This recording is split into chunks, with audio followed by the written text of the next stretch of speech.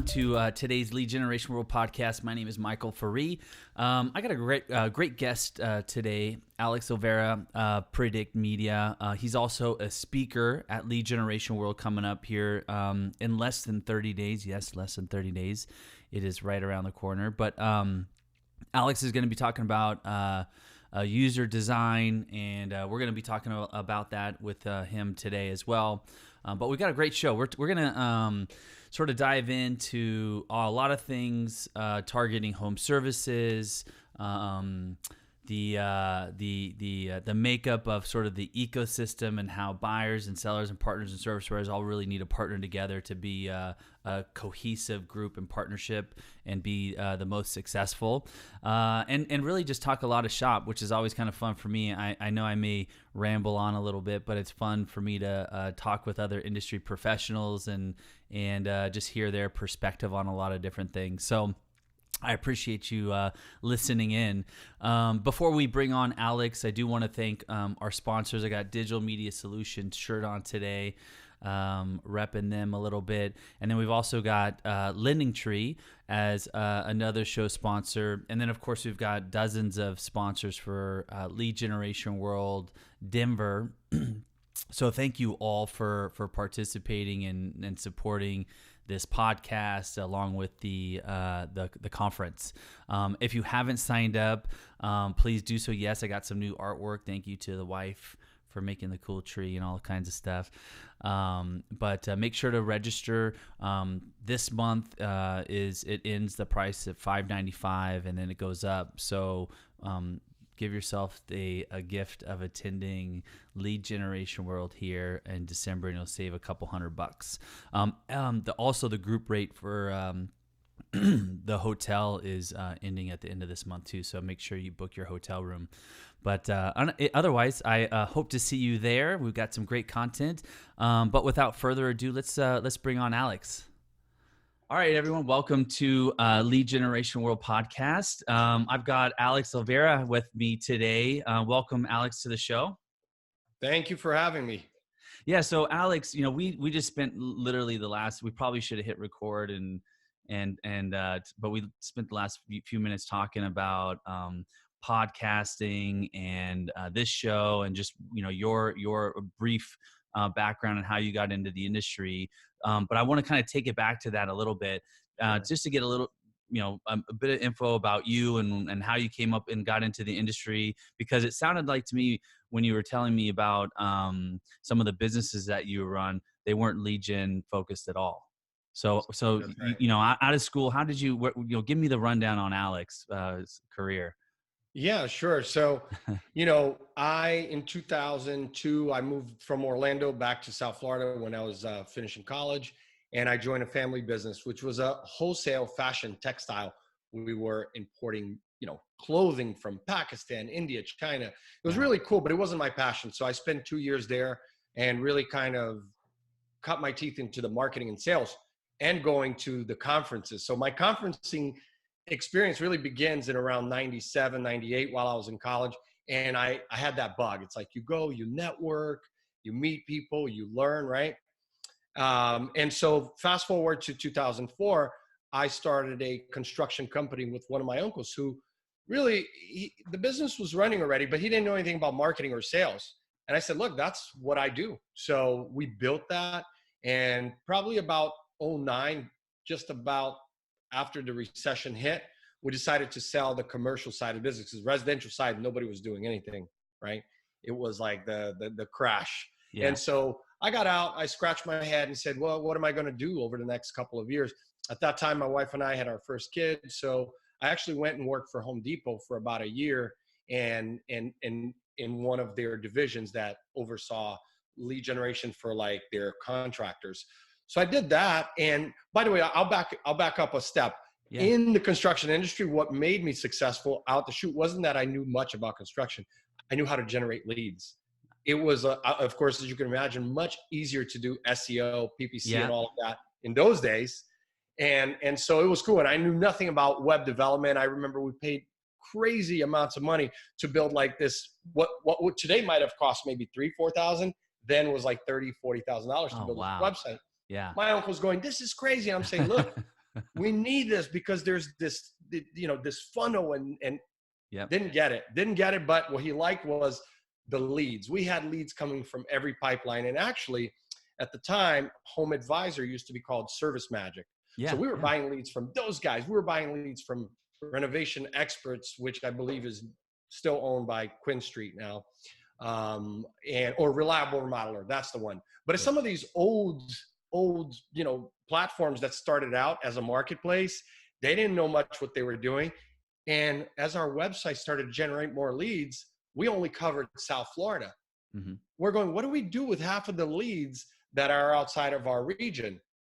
That was like my Yep. first like lead gen moment where we're going, wait, we could sell it to the guys we're buying leads from too. It's like a two-way relationship. And so that's really where I started. And then fast forward to 2009, I spent some time at Home Depot, look at their funnels. We're building that. And then I get out of that and get into the lead gen industry, which is just the traditional publisher, affiliates, advertisers, and start to learn that side of the business and go, wait, I've been doing this all these years. And I was just basically a provider at like the very small level. What if we did it on a bigger scale?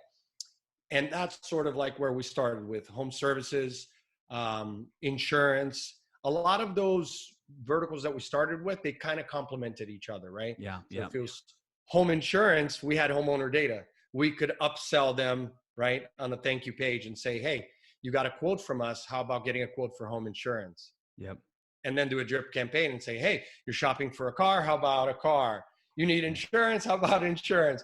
And then over the years, it's one of those things where I think everyone in the lead gen industry can attest to, if they've worked in multiple verticals, is you kind of have to really specialize in one if you want to grow. Now, there are some, obviously, companies out there that have been able to do it across many verticals, Yeah.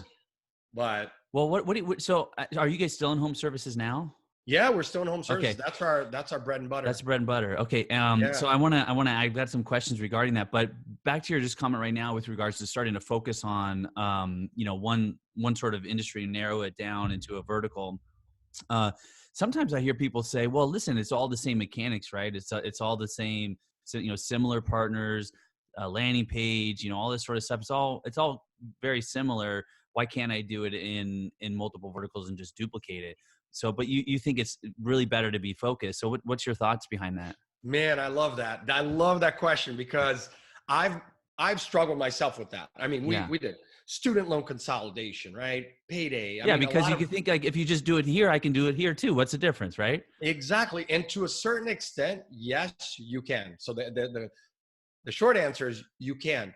However, you are not taking into consideration the end user, whether it's the lead buyer, right, the advertiser, or the consumer. So that's just factual, right? And the same thing, I mean, think of a platform like Google.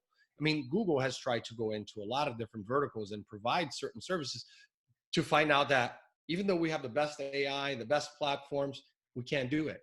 Why? Yeah. Because you're not thinking about the customer the same way, right? So it's kind of the same way with every brand, right? Why doesn't an OEM or a car manufacturer like Ford, why don't they also sell car insurance? Why don't they do the financing for the car? Well, actually, they do financing for credit. Yeah. But there are a lot of things, right? The parts that they go to specialists because each business specializes in a certain piece of the journey for that customer. So what I found over the years is, yes, you can do it, but only if you're only focusing on the bottom line, make money. Yeah. Without a care in the world about the end user, the aggregator you're selling to, or the actual user, the data, the customer, the consumer. Yeah, it probably goes back to that. You can be an expert at one thing or just average at a bunch of things, right? That's it. And it took me a long time to kind of understand that because I was very entrepreneurial. Why don't we do every vertical? Forget it. Like, yeah. And it's like, no, the user journey. And okay, maybe 10 years ago, the user journey was so simple. I mean, you could draw it on a napkin. Not today. I mean, even go back to like before smartphones, right? 2006. I mean, pretty simple user journey. Not today. The user journey is fragmented. It's all over the place. There are hundreds of platforms. So how do you engage with your customer on in all those channels? It's impossible, right?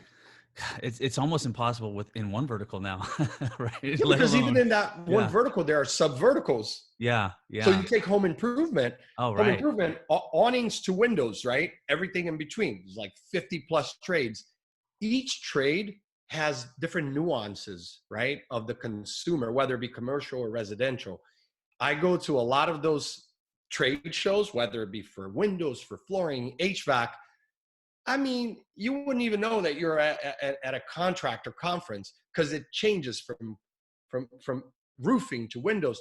They don't even speak the same language in many cases, Yeah, right? yeah, yeah. So Well, so obviously that makes it, I mean, really difficult, vertical because of all the different nuances and all the different sub verticals and all this sort of stuff.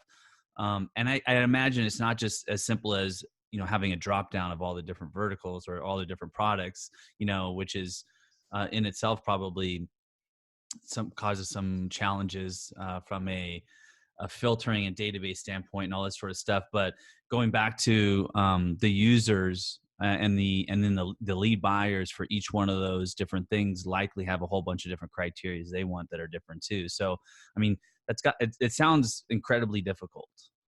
yeah, it does. And I think from the buyer, from the lead buyer, whether it be a manufacturer, a contractor, or even a platform like an Angie's List or a Home Advisor, who's same company now. Yeah. But it look, I mean, they like you said, the criteria is vast, and there's no way that you can satisfy everyone's expectations because it really changes. And I think on the consumer end, even more, even Yeah. more. And the consumer end is incredibly difficult to do.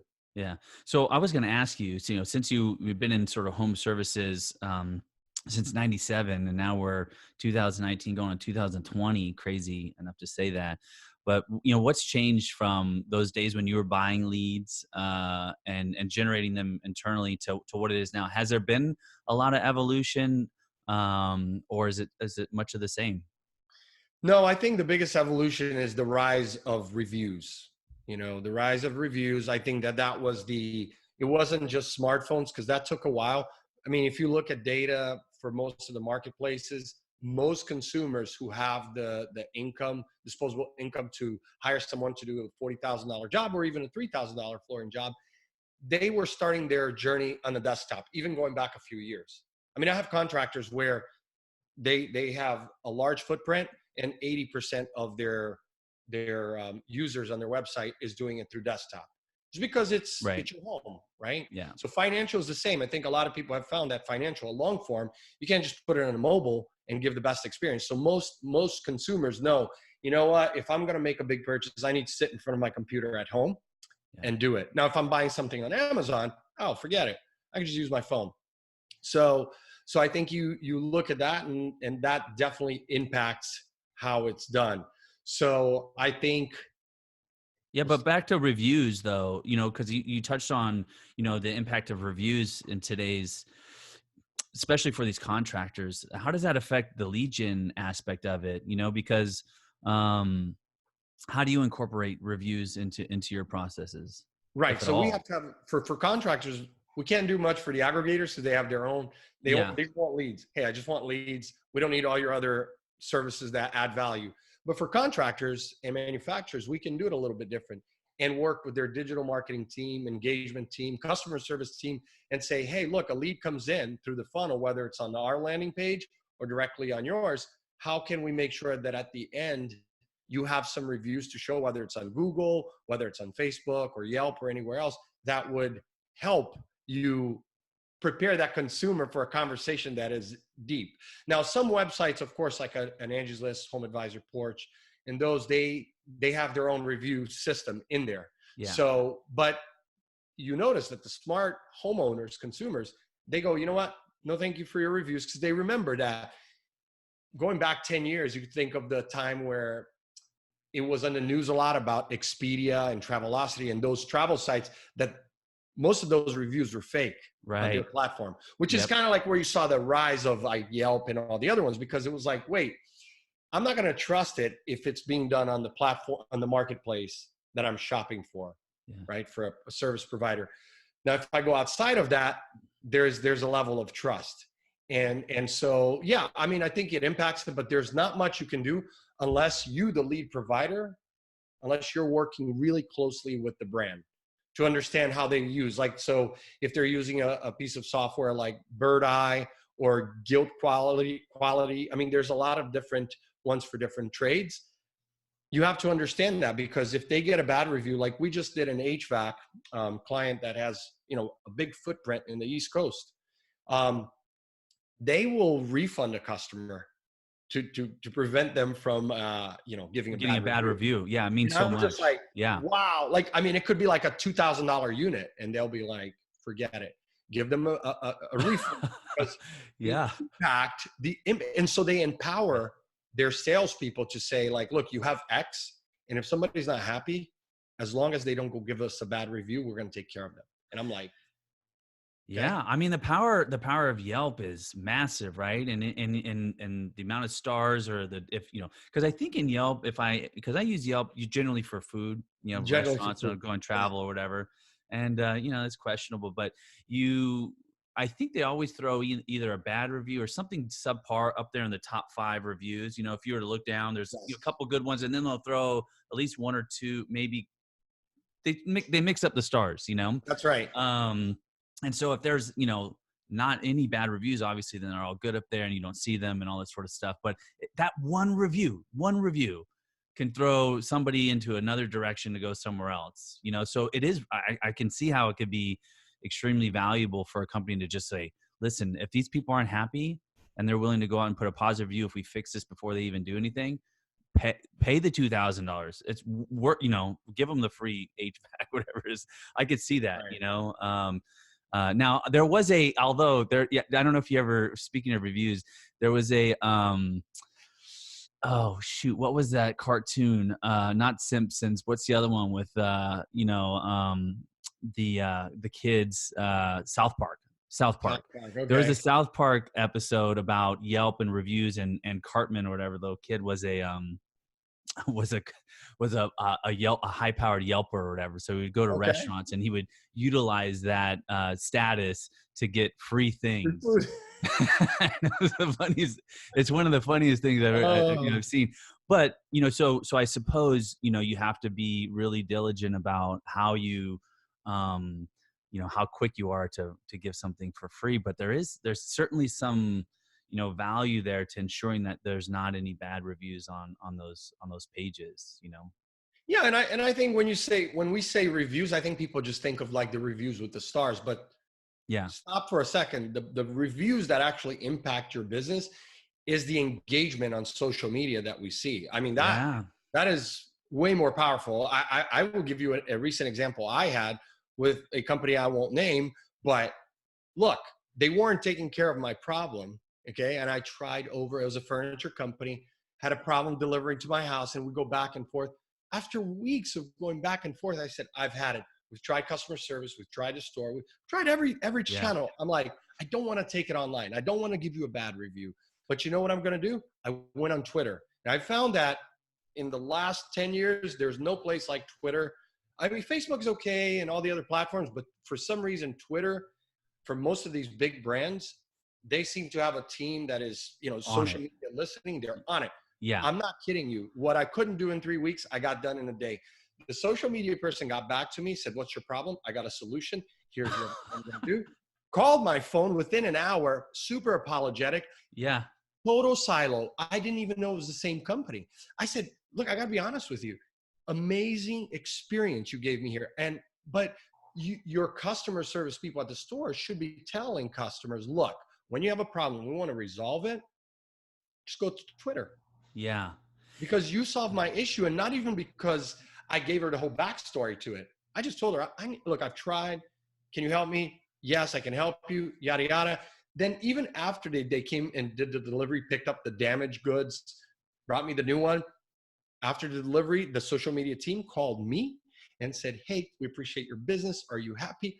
it was like a completely different experience. What do you So attribute? What do you attribute that to? Do you? The first thing that comes to mind is like, okay, you have that old customer service sort of process and managers and all this sort of stuff that are in that sort of world, and then you have this social media group that's completely different, trained differently, different perspective on the results of bad customer service because they know that how that can be amplified via social media. But you have basically two different groups, one that's antiquated, likely old, customer service perspective that still should be doing their job. But that's only two differences here with the same company. What do you sort of attribute the mindset and the different result to, in those two groups?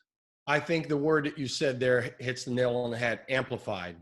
Yeah. When I put up my words, whether it's a review, actual review with stars, or whether I put a comment on your page and go public with it, it's there for good. We know, I mean, you can't even quantify, right? It could be thousands, it could be millions that Yeah. you're Yeah. losing just off of that one thing. What we know off of line traditional channels is that, look, you might get home and go to work, talk to your neighbor or a family member, and you might say a thing or two about it, but you're not going to go on and on and on and on and on and on Yeah. about it. How It's not many gonna live impressions? forever either, right? It's not gonna live out there on the No, yeah. no, I'm not going to be talking about it a year from Yeah. now. So think of offline how many impressions you get off of a bad experience, and online how many you get. It's apples and oranges. Now, the thing that in working with brands we try to explain is find out who the people are on social media, who your customer is, because if they are present on social media, because not all people are, like we have certain trades that we've worked with where 90% of their clients could care less about social media. They're not going to engage. They will even tell them, listen, I'm very secure with my information, I'm not going to give you a review. So you kind of feel like, okay, good. Yeah. But that 10% of the population in any given trade that are loud and they are online and they're going to talk, you better find out who they are and service them, because they can impact your business. Yeah. Oh man, that's amazing. So let's give a little perspective because we've touched on a little bit of what you do and how you service some of your clients. Tell us about what your company's doing now, so we have a little bit more perspective of what you're talking about. Yeah, sure. So as I said, the evolution of offering a lot of different leads and different verticals, we kind of came down earlier this year and said home services. That's it. Yeah. We're sticking to home services. And we've been working on building an app that's a marketplace similar to anything else that's out there, but that's of elite contractors only, elite contractors and elite brands. So if the consumer is looking for like the best of the best, what we built into the app is to scrape the internet for their reviews, make sure they're the right ones. So we're not looking to sign up 10,000 contractors. We're looking to sign up the best contractors in each Mm. trade in about 20 different markets, right? From the largest markets in California, Texas, New York, to Florida. So we're looking at those markets, contractor specific, only the best, because then we know that the experience is good, the lead gen funnel works, and those contractors, in my experience, have stuck with us the longest. So we do have mid-sized contractors, which I would classify in the 5 million in revenue and above, Mhm. or to, I'd say, about 50 million. Those guys, I mean, they will stay with you year after year after year, and they care about customer service. So it's like they care about their business, we care about their customers, and it just works. Whereas if a contractor or a company comes to us and just says, I just want leads, it's a short-lived relationship because they're just focusing on, are the leads the best quality, which you and I know. Quality in the lead world is like art. It's very Yeah. subjective. Yeah. So what do you measure quality by? I'll say, what are your parameters? How quickly do you call? What's your drip campaign look like? Closing rate. You start Right. throwing that at the sales team and they're like, whoa, what's my cost per sale, cost per acquisition? And it's like, yeah, so you have to care. So for us, 2020 and beyond, it's focusing on contractors, and focusing on the customer side. Yeah. Really, almost like an elite service where if you are a homeowner, you're going to come to our site and expect that it's almost like a white glove. We're Yeah. going to find the best. And if we can't find it, we'll just tell you, look, we can't find it. Are you guys providing agency services as well? Or Yes. yeah. Yes. So our agency service, which Prediq is our parent company, has been around since 2011. We, in the agency side of things, we've worked with clients in the legal industry, medical, a lot of different verticals that we don't service with leads. But in that side of the business, for us to make this change, we also had to make a change there. Moving forward for Prediq, we're not going to do any fulfillment of whether it's SEO, PPC, social media, content creation. We're simply in the what is called, referred to now as fractional CMO services. So a brand comes to us and says, hey, we don't have a CMO, or our marketing director is not as experienced. We know that our team has over 100 years experience at the management level, and we're doing things in-house. We will be your fractional CMO, but we won't fulfill it. So in a sense, we are your advocate. We're not there to tell you you should put money into Google or social media. We're there to build a strategy and make sure that you have the best vendors in your pipeline. Got it. And so how's the app development moving along? Is this your first app that you guys have built? Or No. When I say app too, is it a web-based app, or is it a mobile app? What are we talking about when we talk about an app? Right. So that's a great point. Definitely web-based.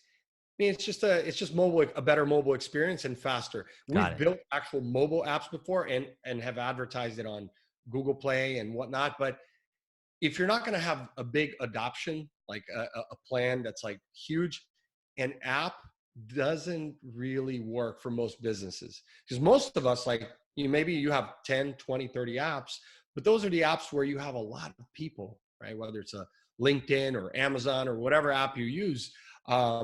And that's not what we're trying to do here. And we see in home services, most of the homeowners that actually have the money to hire the elite contractors, they're starting their experience, yes, searching on mobile first, but filling out the long form on desktop.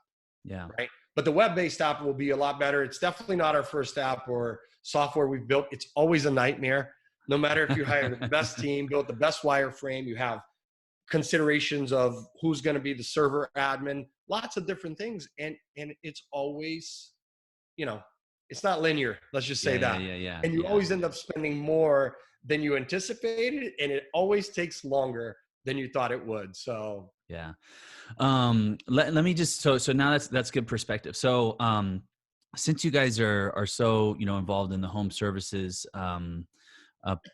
vertical or industry, obviously over the last 10 years, solar has become more and more popular. It's my understanding I did spend a couple years focused on the solar industry when it was first sort of coming about, and had a couple good years there, so it was nice. But then it started to get really saturated, and at the time there were really only maybe 3 or 4 states that you could really generate business from, because of the regulatory issues and the supplemental stuff that the states were giving to their residents.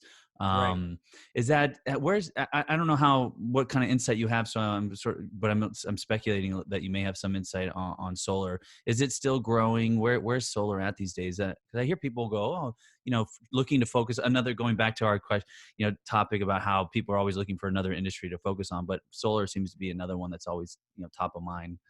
Absolutely. I mean, I think solar, I kind of compared a little bit to the home security systems. Yeah, right? yeah. Like all the ones that were coming up, and just like credit reporting, and those that are just like a good opportunity to just arbitrage. And we've done solar, it's on there, but we don't go after it. I've worked with directly on a cost per sale with the actual manufacturers and sellers, like a Solar City. Yeah. I've never really worked in the aggregation business with it, because everyone wants to pay $15-$20 for a solar lead, and it doesn't really work that way. Yeah. I mean, it's the same thing with windows and roofing. I will tell you, like windows, roofing, HVAC, general remodeling. These are jobs that on average can be $20,000, $30,000. And you want to pay $15 for a lead, or 20? Right. No. The cost of that lead's 100. Well, I know, but everybody else is 15. Well, I guess we can't work with you, Yeah. So again, talking about the lead qualities, how it's subjective. Yeah. So in solar, I've definitely seen that, and we've just stayed away from it. If you choose that on a drop down on one of our landing pages, it's there. and I monetize it when we sell it to aggregators, but it's not a focus of ours. Yeah.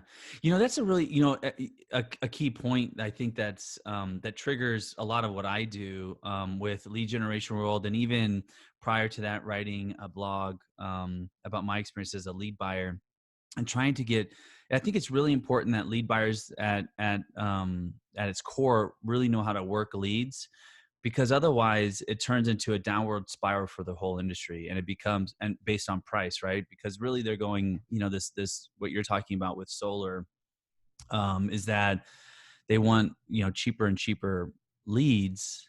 The next question is, well, why do they want cheaper leads? I suppose at face value people just want to pay less for something, but at the end of the day, do they really know their metrics, and do they really know how they're closing those leads and all this sort of stuff? And generally the answer is no. They don't necessarily know what that cost per sale is. They don't really know what they're nurturing. When you ask these questions, are you doing all these things? And you Lifetime go, whoa, value. and they're like, what? And that at its core is why lead prices go down to below what their real value should be, which, if it's $100 lead and you're closing it at X%, and then this is what you should be getting, and that's your margin, you should be making tons of money, plenty of money. We should all be doing just fine. But you have this catalyst, which is this uneducated lead buyer, that's going, okay, here, I need to buy, this is how I'm going to generate business, but they don't know what to do after that. And that Yeah. drives the I was economics at a down. conference earlier this year. Had some meetings with some large contractor networks that well, look, what we want is you just to give us the data for the leads you sell on a shared basis, and then we'll do a rev share. Whatever we'll sell, we'll pay you X commission. And it's like, okay, so you want to have no investment, and if it works out, you'll pay me. I'm Yeah. like, okay, well, first of all, it doesn't work that way. And then, these are new guys to the lead industry, Yeah. and maybe they'll find a few suckers, but it's like, it doesn't work that way. There's a real cost to generate a lead. And if I don't think about the homeowner and the consumer and how it impacts them, then it's, you shouldn't be doing it. So there's an argument that I'll make that actually shared leads is a part of what's wrong with the industry. Okay. Yep. I've always sold exclusive leads, and we've lost a lot of business because when I even remember in an Well, they're insurance, expensive. It right? goes back to the same problem, is that their perception wise are expensive. Right. Well, I'll give the insurance side. We Yeah. worked with many carriers when we were doing insurance. And of course, you had a lot of carriers that just said, hey, look, the reason, and this was their argument, the reason why we want a shared lead is not because we just want to pay $5, right? You sell it to All Web for $2 and I'll buy it for $5 and so on and so forth, Yeah. Yeah. whatever. The reason why we want it shared is to give the consumer the best experience so that they can compare it. And that argument maybe was pretty good back in 2010. Today, what the consumer does is they will go on the marketplace. They expect a couple of calls maybe, but the rest of their journey, they know how to search the internet and look for reviews and find the best. So again, without naming some of the contractor networks or I would say marketplaces, we hear the complaints from contractors. I called the homeowner and the homeowner said, you're the ninth guy to call me today. Yeah. Would you want to, I would never want my information. Pick up 9 different phone calls from 9 contractors. That is just way too much work. Just give me the best ones that meet my criteria, Yeah. And so. Well, that's a really good point. That's a really good point. Because let's say, 15 years ago, you're talking about sites creating the ability to shop different companies on one source. But the fact of the matter is that's no longer, there's not just one source, right? There's not just one page that has, multiple mortgage companies on it. They're maybe going there, but they're also going to Yelp. They're also doing these other things and doing the shopping and comparison, because it's so much easier these days to do that. That maybe, yeah, I think your point that maybe an exclusive lead for the market now is way more appropriate than it ever was before, because to that argument, well, we're giving people comparison shopping. Well, they're doing that on their own, and now you're amplifying it again by selling that lead 5 times on this source, but they're also going to Yelp, they're also going to all these other websites too. So it's yeah, it's a really valid point. And it depends on what product or industry you're in and who your target audience is. If I'm thinking of, I teach uh, digital marketing classes at the university, and I've been dealing over the years with millennials and now Generation Z. And the thing is that they're not going to buy your product to begin with if you don't have a certain story, right? That's storytelling we all talk about. And they're going to look up your brand. Like, what are you aligned with? What are your environmental, like everything that you Yeah, do, they care about. Now, baby boomers, by and large, they could care less. That's just not the way it goes. They're old school.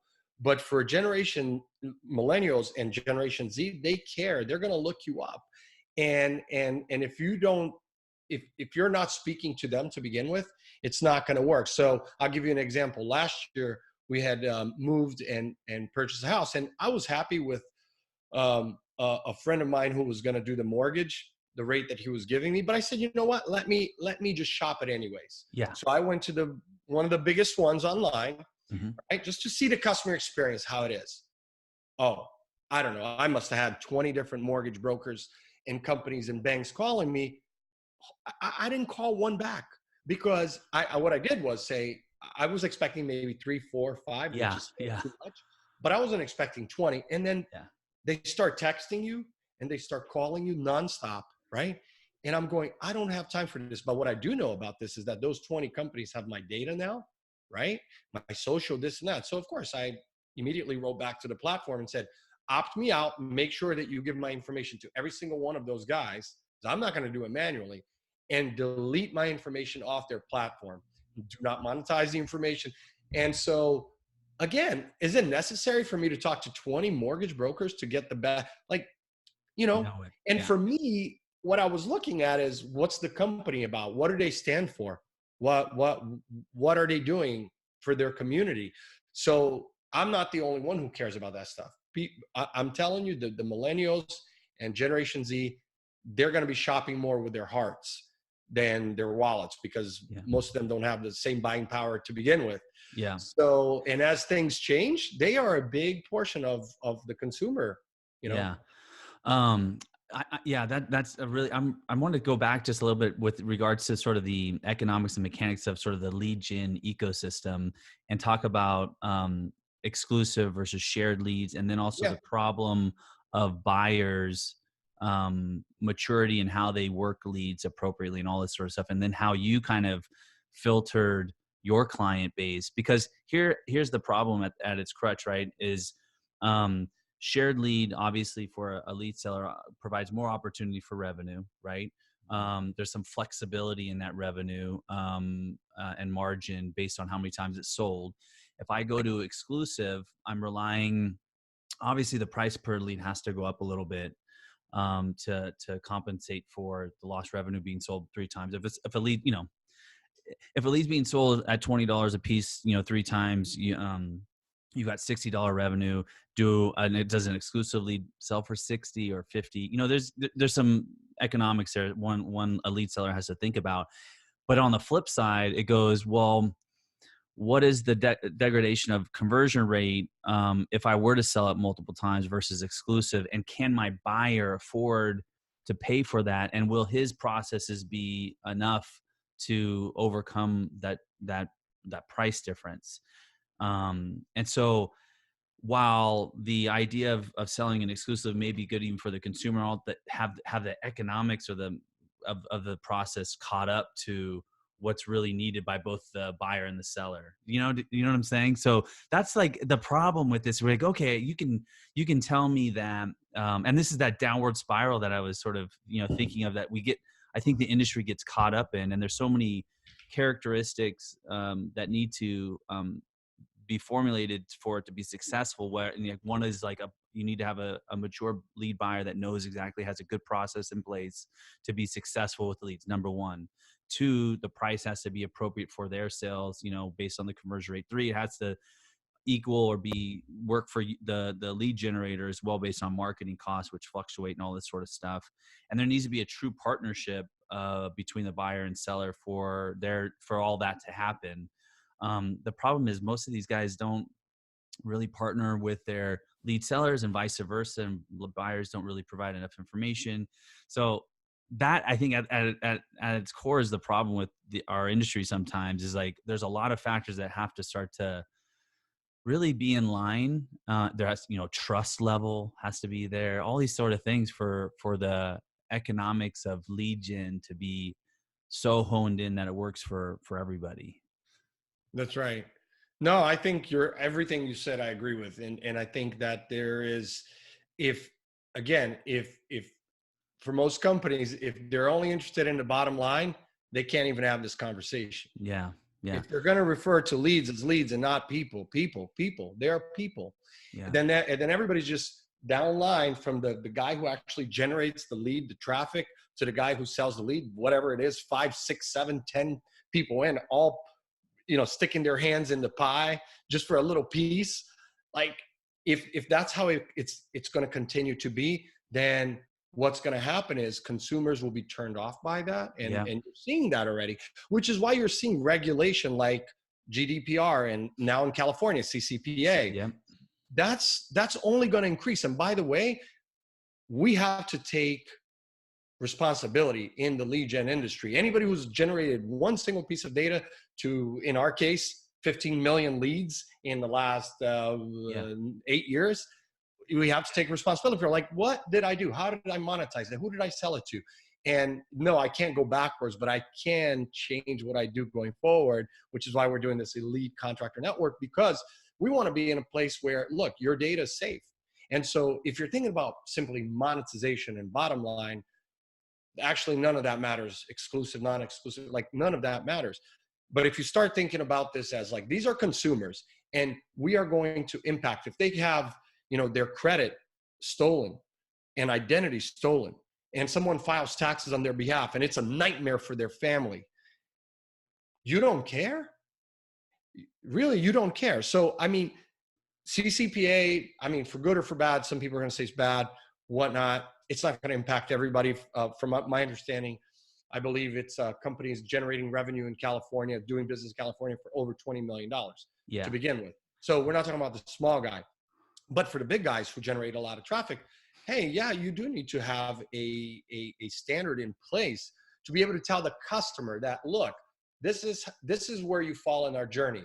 So you go to the publisher here, the affiliate there, and then that transparency has to happen. Which, look, I mean, I think blockchain or Journaya, Mm-hmm. sort of. I mean, there are technologies out there, trusted form. There are certain technologies that sort of help with the consumer data, and then remove that piece of it. Yeah. But the companies have to be willing to do that. And I think you could sell a shared lead, call it 3 legs, 4 legs maybe, Mm-hmm. but asking the consumer. TrueCar does this. I went to buy a car last year, and I figured, you know what? I love to try the lead gen platforms. And we used to sell leads to car makers, so let's do it. So I put it into TrueCar, and they did give me the option to choose which of the dealerships. So here's 9 people we sell our data to, your data to. Which ones do you want? And I'm like, oh, that one, and that one, 3 of them. Yeah. Yeah. That's it. And I got calls from 3, and my experience was great. So that is one example of where a big lead gen player, which is what they really are, is thinking about the consumer. Yeah. You know. Yeah, I think, one of the things that you guys, I think, is commendable is what you're doing now is ensuring that the people you work with, your clients, are holding up their part of the agreement by working the leads appropriately and being compliant and all that sort of stuff, but putting in the effort that you need, that you expect them to do once you hand over this gift of a prospect to them. Grant, they're paying for it, but you want to make sure that they're going to be successful with it too. And it's just not about, can I sell $1,000 worth of leads this month to whoever? No, it's really about the overall process. And I think that's commendable. And I think more and more companies really need to start thinking about how to, grow their business or scale using that sort of methodology versus just, a help yourself sign up window for leads. Right. And it matters, like, depending on what trade or industry. Yeah, sure. Some customer may, let's say, be looking for windows. window replacement. And maybe they had a bad experience unrelated to their current, lead information. They may think back to, man, last time I bought my windows at Home Depot and it was brand X, let's say. It was brand X. And I never want to buy that brand again. And then let's say they come into my funnel and they see my ad, they click on it, they go to the landing page, they start to put their information in, and I say, I'm going to match you to a window guy. But if I don't ask the question, what brands do you like? Because there's brand awareness. Maybe they're watching HGTV. Maybe they're getting Better Homes Magazine, right? All other mediums. Then I'm doing a disservice to them and my lead buyer, because maybe they get to the lead buyer and the lead buyer is great funnel, great follow-up. Hey, so we're going to come to your house. And then they say, our main brand that we sell is X. And the consumer homeowner goes, absolutely not. Yeah. It's a horrible brand, right? I don't like it. Now, nobody's happy. Yeah. And all I had to do was empathize with the consumer and the buyer and say, do you think that question about brand might make a difference? Right? Now, certain materials don't matter as much. Let's say like sprinklers, right? Yeah. Landscaping, Yeah. roofing. But there are certain like flooring and windows and doors and HVAC. Some people know that there are certain HVAC companies that manufacture a really poorly built product. Yeah. Wouldn't it be better if I asked you which ones you want to hear from, so that then this way it matches it better? So I think that you can do it, but you just have to start with the consumer in mind, the homeowner. But here's the other flip side. And this is why this is this isn't as easy as it looks.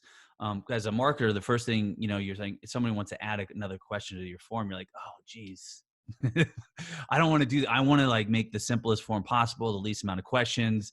And so now we're talking again, and it's a balancing act again of, okay, what do I need to offer?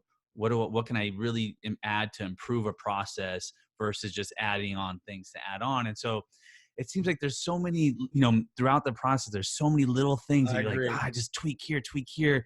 And you're like, I'm going to say you're riding the line. Yeah, I'm going to say you're riding the line, but I don't mean by like good or bad, but you're just really trying to ride, not cross over too far in one direction or the other, You're so right. I mean, that example that you gave is perfect, because you could add that one field and conversion go down by half, literally by half. And then no one is happy. So, and maybe the consumer isn't happy either. So I agree with you. You have to figure out what's best. Not every consumer is that high C, so to speak, but certain consumers are. They will. I mean, are you kidding me? There are consumers who will fill out a 10-page form in one sitting for 45 minutes. If it's a really high C, I almost feel like, wouldn't it be great from a behavior standpoint if we could disc profile everybody, like have their disc profile before they enter the website and went, oh, you're a high C, here's a 50-page questionnaire, and then if you're like me, very email close, submit. I'm like, just get my email, just submit it, and then I'm still not happy with the process, because but you're right, there is no shortcut, easy answer. It's very complicated. Yeah. And it's different for every process, every page, which, goes into, lead generation role, which I really love about putting on a show and trying to create content around this process to help not only the buyers close more leads and find good sources and generate their own, but, talk about all these different things to continue to refine the processes so that the whole ecosystem is more efficient with how it's working with each other, and all the pistons are firing. People are making money here. People are getting the best return on their investment here. And, that's the only way this industry is going to continue to grow. So you're actually presenting at the show and talking about user design. Yes. Yeah. So we're going to be talking about, how we use design thinking, UX principles, that framework to make it a better experience for everyone and more profitable for us too. I mean, make no mistakes that we've seen that, if I can lower my scrub rate, return rate by X, I'm more profitable. There's less headache. So this is to help everyone. That's what the session is about. And to be able to think outside the box, to be innovative. So not just to say, what's your offer? Let me drive traffic, build a landing page, be done. No. Take a step back. Think about the customer, the consumer. Talk to them with your buyer, about their funnel, about their reviews. Yep. What's their social media presence? Do they have one? Can we talk to your marketing team? Those are conversations that are not being had today. I know from even working with the largest marketplaces that I go, can we talk to your marketing team? And they're like, no, no, no, we want leads. And Right. you're like, no, I know, but could we get like your marketing person, CMO on the call? And they're like, no. I'm like, but if you're going to buy $100,000 worth of leads, wouldn't it make sense to have the CMO on the call? Yeah. No, this is our lead gen. It's our affiliate pipeline. I know that it's marketing. How can they Yeah. live in different places? So I think, again, when we start to look at the path from design thinking, UX on the website, which is huge, and figure out how we work lead generation to have the best outcomes to be more successful. It's really interesting because I wouldn't say I wasn't a believer in constantly stopping to think outside the box and think of alternative ways. Yeah. You know, A/B testing, using different heat maps and things like that to be able to. I was like, this is so much work. It's a lot Yeah. of work to study all this data. You study the data, and you go and talk to consumers. One tool that I used, I do want to mention here that I thought was, it's pretty good within reason, but I just thought you could do something big in a quick way if you're building a lead gen. Google has their Google marketing platform, which is free, and there are 4 products on there. One is like the super analytics product. Another one is called Optimize. And the one that we've been using is called Surveys, Google Surveys. So you go on there, you build your survey, whatever your question is, that burning question that you have, whatever marketing, sales department you have, you're like, I have a burning question. You build a question, you do a drop down or fill in the blank, whatever way you want to do it, you build it. Then you go into the Google search network, both Google as well as outside their network, the publishers. And then you choose your demographics, psychographics, right? So the age, the male, affinity groups, certain keywords. And then you choose a budget. So let's say my budget is, I'll give you an example. So I had an IT client who was charging on average for webmaster services. His average was about $750 per month just to manage a website. And I said, look, the reason why your funnel is broken, you're not selling as many, is because 10 years ago, $750 to manage a website per month was doable. Not today for most customers. I mean, if you're running a big site, you're going to have your own IT guy anyways. But if you're a, small business, $1 million a year in revenue, you can't pay $8,000 a year just for someone to look at your website, not optimize or anything, just keep up with it. So we did the question in there. The question was, and this was specifically for B2B. The question was, what should the rate of a webmaster be? And we put, whatever it was, 100 to 250, 500, so on and so forth. They were like sure that this was going to come back as like 500 to 750. It wasn't. It was under $150.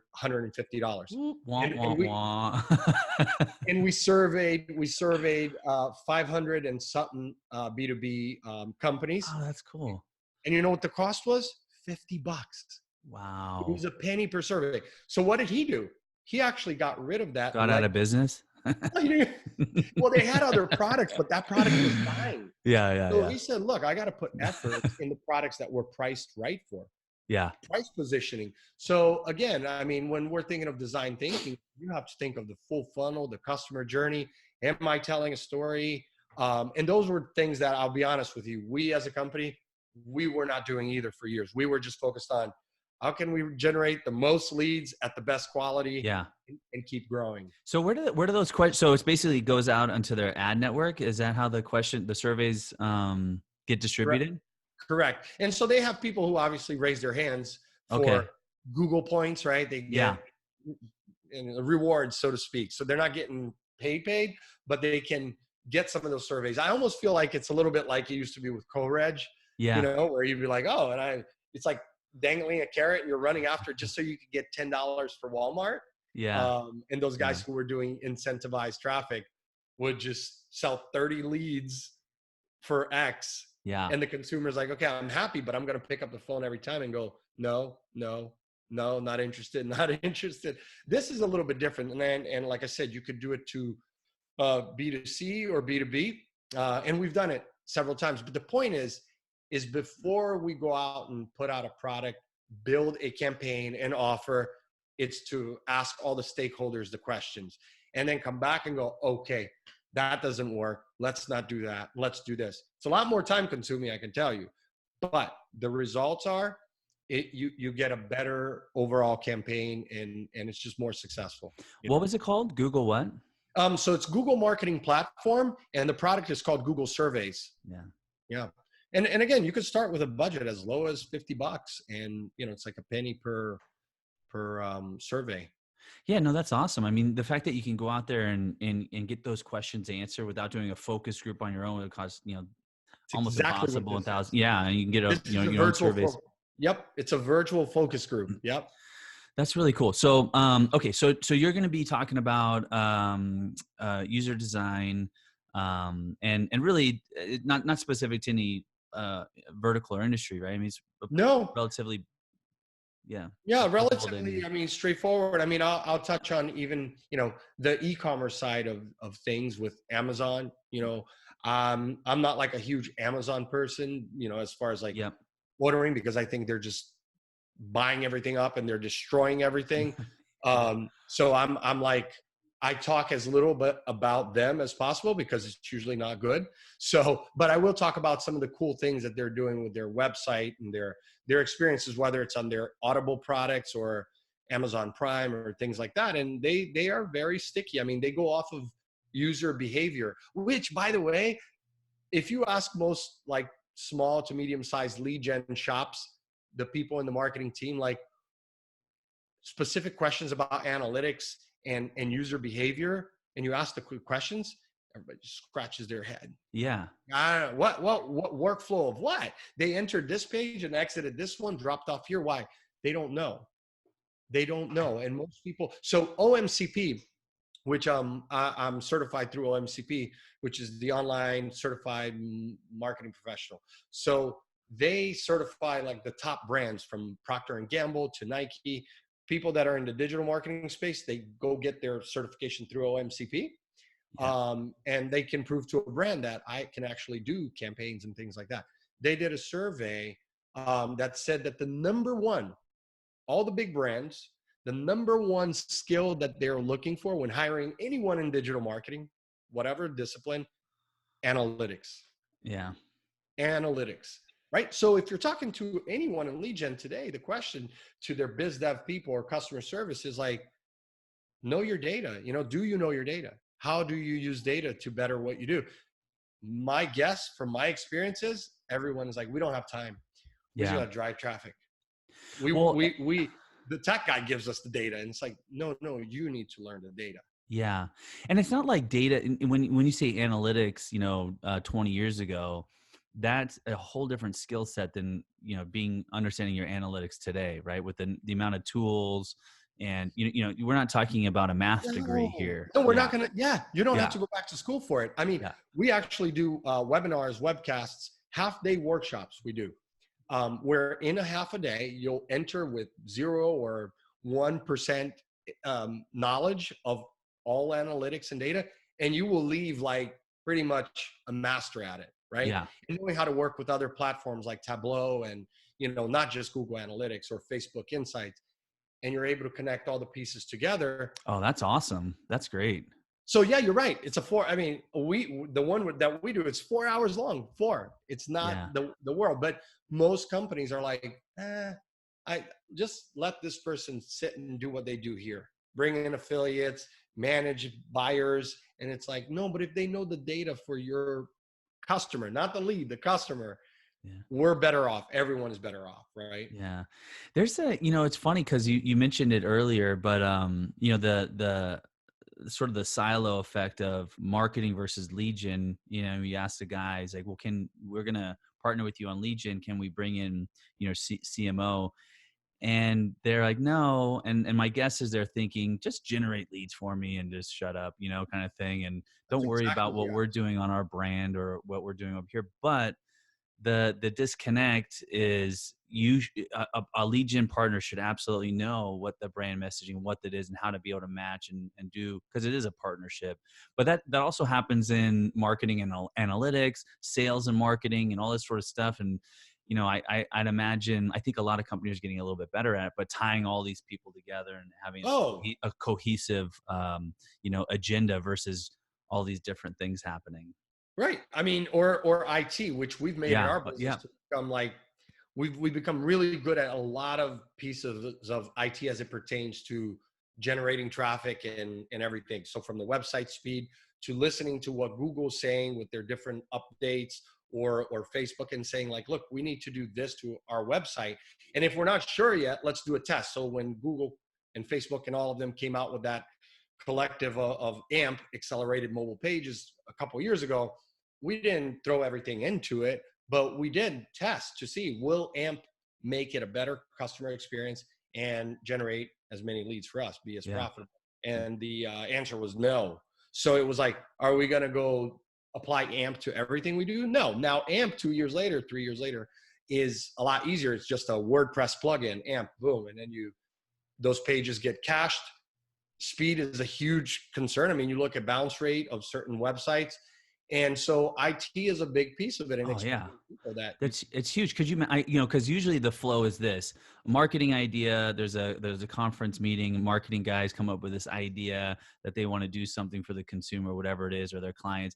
Then they go into IT and they go, do this.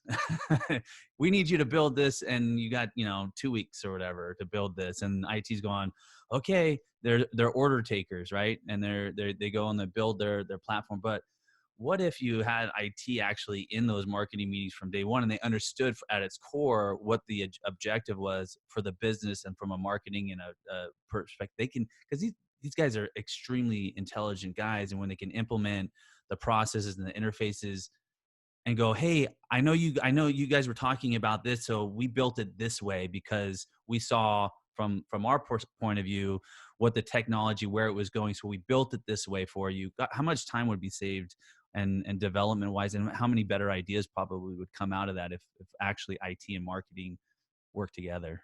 well, and this particular session that we're going to do at Lead Gen World is about what we already do for our clients. When we bring on a new client, not on the lead gen side, because as we said, they're just like, generate leads, shut Yeah. up, keep going. So I'm still going to keep trying. Yeah. Right? Yeah. And I've been able to get meetings with some CMOs, but they kind of go like, look, I got to run it past everybody. And I'm going, so let's do that. And they're like, no, not really. Oh, let's talk about it next quarter. Yeah. Right? Yeah. Yeah. Generate your leads. We'll talk about it next quarter. But for the fractional CMO service, digital marketing that we do, it is a requirement, Mike. I mean, we will not start with a client unless we can get all the stakeholders in the same room, the IT guy, the customer service person, and they look at you and go, and we feed them, right? So we say, look, we're going to come in for half a day. We're going to feed you. It's going to be fun. We do some design thinking exercises. Mhm. So they're moving every 20 minutes. They stop. It's not just a 4-hour PowerPoint, Yeah. Yeah. Yeah. you know. So it makes it fun, and everybody leaves going, wow, I had no idea that my IT guy, he was doing all of this with the CRM and integrating with these systems. And now all of a sudden, customer service person, sales guy has a different appreciation for like what you said. They don't Yeah. just come up and say, hey, do this. They're like, look, can it be done? What can be done? What are the limitations? And they take a step back. So in the lead gen side of things, like I said, I have not been able to convince enough buyers to be like, let's pause. Let's Yeah. have a meeting. Hopefully it changes over time, because I think it will make it better for everyone and more profitable. Yeah, I think so. I think there's a very slow evolution with regards to communication between buyers and lead sellers, and a little more transparency here and there. You still hear, the lack of trust is still there, with some, and rightly so, should be there. For sure. If a lead seller isn't willing to share the websites or whatever it is that they're wanting, or where they're generating, or their process, yeah, there's always going to be lack of trust if that's not going to be answered. Those questions aren't going to be answered too. So, but I Right. do feel there is some improvement and evolution of transparency between partners, I think, because this is a partnership, right? Yeah. Yeah. I think, it takes more than one to Yeah. change. So I feel like the conversation I've been having for the last few years, when we kind of rediscovered and rebranded, tell a better story, really care about the end user. But it's still a conversation that even with the aggregators that are, let's say, our size, they're just not interested in it, man. They're just Yeah. like, yeah, I get what you're saying, but you're telling me I'm going to have to spend X in X number of hours. Could you tell me what we think, what the uptick is or increase? And I'm like, no, but it's like, you're going to be a pioneer, a trailblazer. And they're like, that's your thing. And I'm like, oh man, no. Oh, that's good stuff. Well, we'll keep working individually, and we'll see where we can take this. Maybe, yeah, maybe Lead Gen World would be the platform for that. Well, Yeah, I think what you guys did when you were at doing leads counsel and stuff, I mean, yeah. that being the advocacy side of things is great. And I've always been into that, to figure out what compliance is and be at the cutting edge of that, because it's really necessary, Yeah, so yeah. um Well, I've already kept you probably past your time, but we could probably sit here and talk all day. we could. But I appreciate you coming on and talking. If someone wants to get a hold of you and talk a little shop or hear more about what you guys are doing, how would they do that? Yeah, sure. I mean, LinkedIn is the probably easiest way to get in touch with me. I'm Alex F. Oliveira, Oliveira. Yeah. Or you can just go to our website, prediq.io, Prediq.io. Cool. Yeah. Well, I'll have your name and everything up there so they can do a search on LinkedIn and find you. And then, of course, see you next month at Lead Generation World. I really appreciate you presenting on this topic. I think it's an important one for Yeah. everybody to see and attend. So thanks for doing that. No, And thanks for being on the podcast. I really appreciate it, Mike.